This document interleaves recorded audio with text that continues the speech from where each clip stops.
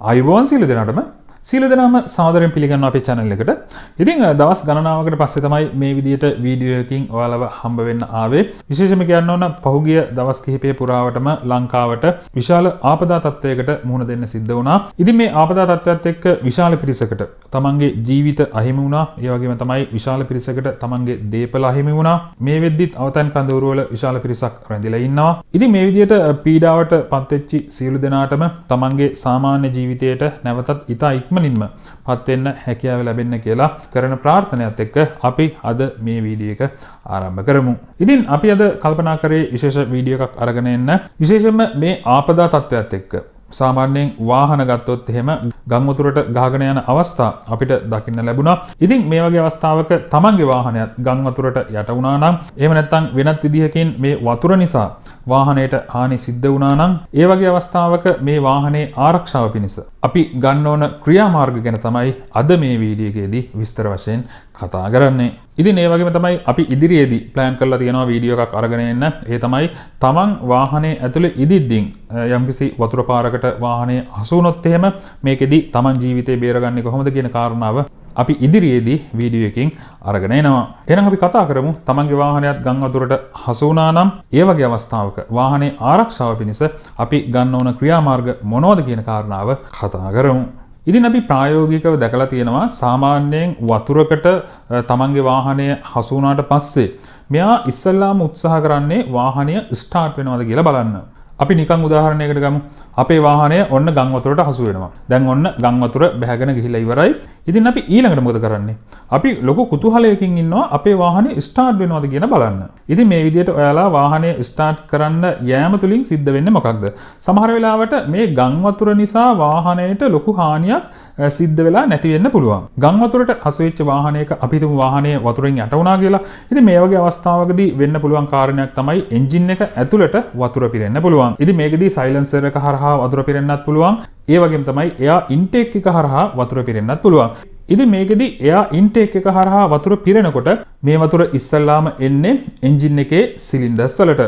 ඉතින් මේකෙදී මේ සිලින්ඩර් එක ඇතුලේ පිස්ටන් එක මත වතුර පිරීලා තියෙනවා. ඉතින් අපි දන්නවනේ සාමාන්‍යයෙන් අපි ඩීසල් එන්ජිමක් ගමුකෝ. මේ ඩීසල් එන්ජිමේ සාමාන්‍ය ක්‍රියාකාරීත්වය වෙන්නේ මේ එන්ජින් එක ඇතුලේ තියෙන වාතයට ඩීසල් එක ඉන්ජෙක්ට් කරනවා. ඊට පස්සේ මේ වාතය කම්ප්‍රෙස් කරනවා. මේ කම්ප්‍රෙස් කිරීම තුළින් සෙල්ෆ් ඉග්නිෂන් එකක් ඇති වෙනවා. ඉතින් මේ විදිහට තමයි මේ ඩීසල් එන්ජින් එකේ ක්‍රියාකාරීත්වය සිද්ධ වෙන්නේ. එතකොට මේ සිලින්ඩර්ස් වලට වතුර පිරීලා තියෙන අවස්ථාවේදී අපි එන්ජින් එක ස්ටාර්ට් කරන්න උත්සාහ කරොත් එහෙම අපි දන්නවා වතුර කියන්නේ කම්ප්‍රෙස් වෙන දෙයක් නෙමෙයි.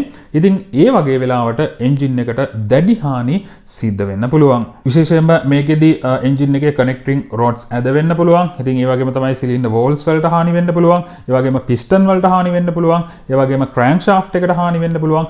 ඉතින් මේ විදිහට අපිට හරියටම කියන්න බෑ මෙතනට තමයි හානි වෙන්නේ කියලා. ඉතින් ඒක නිසා මේ හානිය විශේෂයෙන්ම කියන්න ඕන එන්ජින් එක මාරු කරන මට්ටමටම ඒ තරම් බරපතල හානියක් වෙන්න පුළුවන්. එහෙම නැත්නම් එන්ජින් එක සම්පූර්ණයෙන්ම අලුත් වැඩියා කරන මට්ටමටම මේ හානිය දුරදිග යන්න පුළුවන්.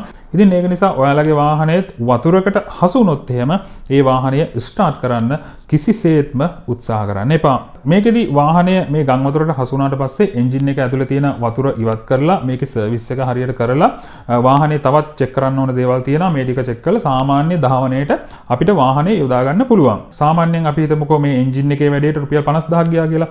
නමුත් අර වගේ වැඩක් කරන්න ගිහිල්ලා ස්ටාර්ට් කරන්න ගිහිල්ලා මේ රුපියල් 50000 කියන එක ලක්ෂ 5 එහෙම නැත්නම් එතනින් එහාටත් යන්න පුළුවන් මේ එන්ජින් එකට සිද්ධ වෙලා තියෙන හානියත් එක්ක. ඉතින් ඒක නිසා ඔන්න පළවෙනි කාරණාව තමන්ගේ වාහනය ගම් වතුරකට වගේ දෙයකට හසු වුණොත් එහෙම එන්ජින් එක ස්ටාර්ට් කරන්න කිසිසේත්ම උත්සාහ කරන්න එපා. ඉතින් ඊළඟ කාරණාව විදිහට අපිට කරන්න පුළුවන් මේ වාහනේ තියෙන බැටරි ටර්මිනල්ස් ගලවලා ඉවත් කරන එක. විශේෂයෙන්ම මේ වාහනේ අලුත් වාහනයක් නම් මේකේ සෙන්සර්ස් තියෙනවා. ඉතින් මේ සෙන්සර්ස් වල ආරක්ෂාවට ඒ වගේම වාහනේ ආරක්ෂාවට අනිවාර්යයෙන්ම මේ බැටරි ටර්මිනල්ස් ගලවලා ඉවත් කළ යුතුයි. ඉතින් ඊළඟට මේ වතුරට හසු වෙච්ච වාහනය අපි හිතමුකෝ හයිබ්‍රිඩ් වාහනයක් කියලා. එහෙම නැත්නම් EV එකක්. අපි කියනවා ඉලෙක්ට්‍රික් වෙහිකල් එකක්. එහෙම නැත්නම් විදුලියෙන් ධාවනය වන වාහනයක්.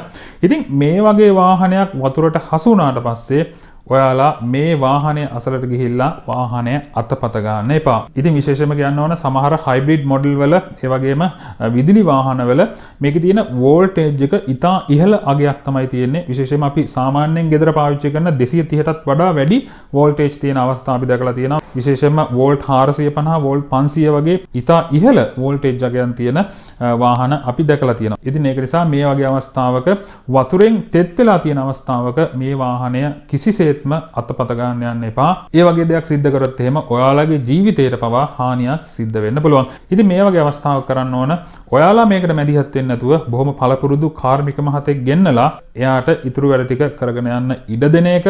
රයිට්. අපි කිව්වනේ වාහනේ එන්ජින් එක ස්ටාර්ට් කරන්න එපා කියලා. අපි මේ දේවල් මොනවා කිව්වත් මේක අහන්න නැති කට්ටියක් ඉන්නවනේ. අපි හිතමු මෙයා වාහනේ ස්ටාර්ට් කරන්න උත්සාහ කරා වාහනේ ස්ටාර්ට් වුණා.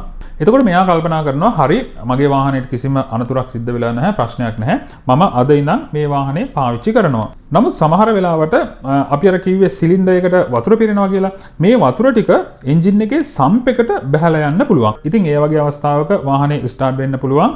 ඒකෙදි මේ එන්ජින් එක ඇතුලේ තියෙන්නේ වතුර සහ ඔයිල් කියන දෙකම මේ එන්ජින් එක ඇතුලේ අන්තර්ගත වෙනවා. ඉතින් ඒ වගේ අවස්ථාවක මේ එන්ජින් ඔයිල් එකෙන් එන්ජින් එකට දෙන්න ඕන මේ ලුබ්‍රිකේටිං ෆන්ක්ෂන් එක හරියට සිද්ධ වෙන්නේ නැහැ. ඉතින් එතකොටත් සිද්ධ වෙන්නේ වාහනේ එන්ජින් එකට දැඩි හානි සිද්ධ වෙන එක.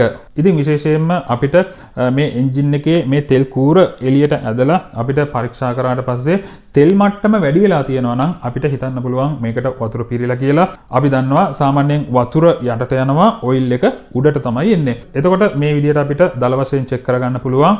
ඉතින් ඒක නිසා ඔයාලගේ වාහනයේ එන්ජින් එක, ගියර් බොක්ස් එක, ඒ වගේම මේකේ තියෙන ෆිල්ටර්ස්, ඒ වගේම විදුලි පද්ධතිය මේ පද්ධති පරීක්ෂා කරනකම් වාහනය සාමාන්‍ය ධාවනයට ගන්න එපා කියලා තමයි අපි නිර්දේශ කරන්නේ. ඉතින් තවත් කාරණයක් තියෙනවා මේ කලබල ASCII ගොඩක් අයට අමතක වෙන කාරණයක්. ඒ තමයි ඔයාලගේ වාහනේ ෆුල් ඉන්ෂුරන්ස් එකක් දාලා තියෙනවා නම් මේ සම්බන්ධයෙන් ඉන්ෂුරන්ස් කම්පැනියට මේ වාහනේ මෙතනින් ඉවත් කරගන්න කලින් දැනුම් දෙන්න ඕන.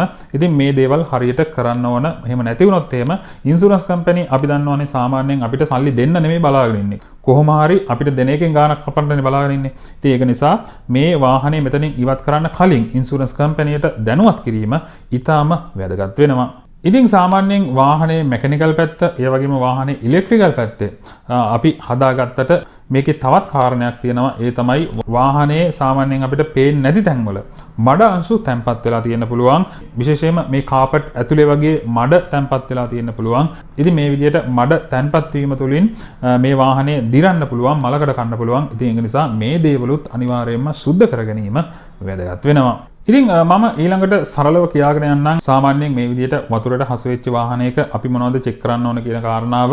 මේකෙදි අපි අර කලින් කිව්වා වගේ එන්ජින් එක ඇතුළට වතුර පිල්ලද කියලා චෙක් කරන්න පුළුවන්. අපිට ඒක කරන්න පුළුවන් සාමාන්‍යයෙන් අපි ඩීසල් වාහනයක් ගමුකෝ. ඩීසල් වාහනේ ඒක නම් හීටර් ප්ලග්ස් ටික ඒ වගේම ඉන්ජෙක්ටර්ස් ටික ගලවලා අපිට එන්ජින් එක හිමීට ක්‍රෑන්ක් කරාට පස්සේ මේ වගේ වතුර විදිනවා අපිට බලා ගන්න පුළුවන්. ඉතින් මේ අවස්ථාවේදී අපිට තහවුරු කරගන්න පුළුවන් මේ සිලින්ඩර්ස් වල වතුර පිල්ල කියලා. ඒ වගේම තමයි තෙල් කූර අපිට එළියට ඇදලා මේ සම්ප් එක ඇතුලේ වතුර පිරලා තියෙනවා කියලා කන්ෆර්ම් කරගන්න පුළුවන්.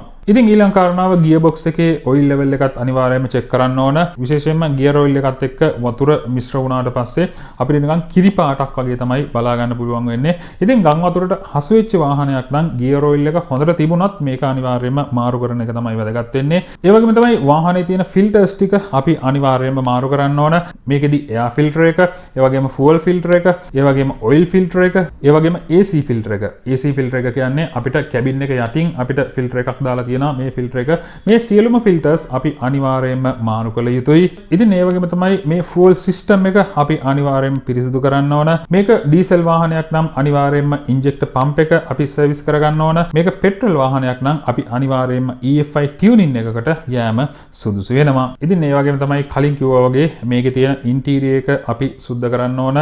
අපිට සාමාන්‍යයෙන් පේන්නේ නැති මඩ තැම්පත් වෙලා තියෙන ස්ථාන වලින් මේවා අයින් කරලා මේවා පිරිසිදු කරන්න ඕන. එහෙම නැති වුණොත් වාහනය මල ලකඩ ගන්න පුළුවන් දිරීමකට ලක් වෙන්න පුළුවන්. ඉතින් ඊළඟ කාරණාව තමයි අපිට පුළුවන් ඩෑෂ්බෝඩ් එක ගලවලා සුද්ධ කරන්න. මේක අනිවාර්යයෙන්ම කරන්න ඕන. ගොඩක් අය කරන්නේ නැති කාරණයක්. ඩෑෂ්බෝඩ් එක ගලවලා මේකේ ඇතුලේ මඩාංශු තැම්පත් වෙලා තියෙනවා නම් ඒවා පිරිසිදු කරන්න ඕන. ඒ වගේම තමයි වාහනේට ඉන්ටීරියර් ක්ලීනින් සර්විස් එකක් දාගන්නත් අමතක කරන්න එපා. මේකේ ඇතුලේ අපිට පේන්නේ නැති විස බීජ රැඳිලා තියෙන්න පුළුවන්. ඉතින් මේ දේවල් අනිවාර්යයෙන්ම ඉවත් කරලා අපි වාහනේ පාවිච්චියට ගන්න ඕන.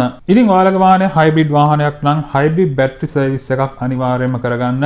මේ වගේ ජලය රැඳිලා තියෙන්න පුළුවන්. මේ වගේ මඩාංශු රැඳිලා තියෙන්න පුළුවන්. ඉතින් මේ කාරණාත් එක්ක දීර්ඝකාලීනව මේ බැටරියට හානි සිද්ධ වෙන්න පුළුවන්. ඉතින් ඒක නිසා ඔයාලගේ වාහනේ හයිබ්‍රිඩ් වාහනයක් නම් අනිවාර්යයෙන්ම මේකේ හයිබ්‍රිඩ් බැටරි සර්විස් එකක් කරගන්න ඕන. මේකදී අපි සාමාන්‍යයෙන් වාහනේ තියෙන 12 වෝල්ට් බැටරි එක අපි පරීක්ෂා කරන්න ඕන. බැටරිය හොඳයි නම් පාවිච්චි කරාට ලොකු ගැටලුවක් නැහැ. නමුත් බැටරියට පොඩි හරි ආපදාවක් සිද්ධ වෙලා තියෙනවා නම් මේ බැටරිය මාරු කරගන්න එක තමයි වැදගත් වෙන්නේ. ඉතින් ওই ටික තමයි විශේෂයෙන්ම කියන්න තියෙන්නේ. සරලවම කිව්වොත් එහෙම වාහනේ තියෙන සියලුම පද්ධතීන් අපි පරීක්ෂාවට ලක් කරන්න ඕන. මේවට මොනවා හරි අලාභහානි සිද්ධ වෙලා තියෙනවද කියලා බලන්න ඕන. වාහනේ ෆුල් සර්විස් එකකට දාගන්න ඕන. ඉතින් මේ දේවල් අනිවාර්යයෙන්ම සිද්ධ කරන්න. මොකද වාහනේ තමන් තමයි වාහනේ ආරක්ෂා කරගන්න ඕන. ඉතින් විශේෂයෙන්ම තමන්ගේ වාහනයත් මේ විදිහට ගම් වතුරට හසු වුණා නම් ඔයාලගේ අත්දැකීමත් කමෙන්ට් එකක් විදිහට දාගෙන යන්න කියලා ආරාධනය කරනවා. ඒකෙදි අනිත් අයටත් මේ ගැන අවබෝධයක් ලබා ගන්න ඒක උදව් වෙයි කියලා මම විශ්වාස කරනවා. ඉතින් ඒ වගේම තමයි වීඩියෝ එක අවසන් කරන්න කලින් තවත් පොඩි ආරාධනයක් තියෙනවා. ඒ තමයි අපේ channel එක subscribe කරගෙන යන්න. bell icon එකත් click කරලා notification all press කරලා තියාගන්න. අපි වීඩියෝ එකක් දාපු සැනින්ම notification එකකින් ඔයාලට දැනගන්න පුළුවන් වෙනවා. එහෙනම් අදට අපි මේ වීඩියෝ එක මෙතනින් නතර කරනවා. තවත් වැදගත් වීඩියෝ එකකින් නැවත හමු වෙනකන් සීල දෙනාටම සුබ දවසක් කියලා ප්‍රාර්ථනා කරනවා.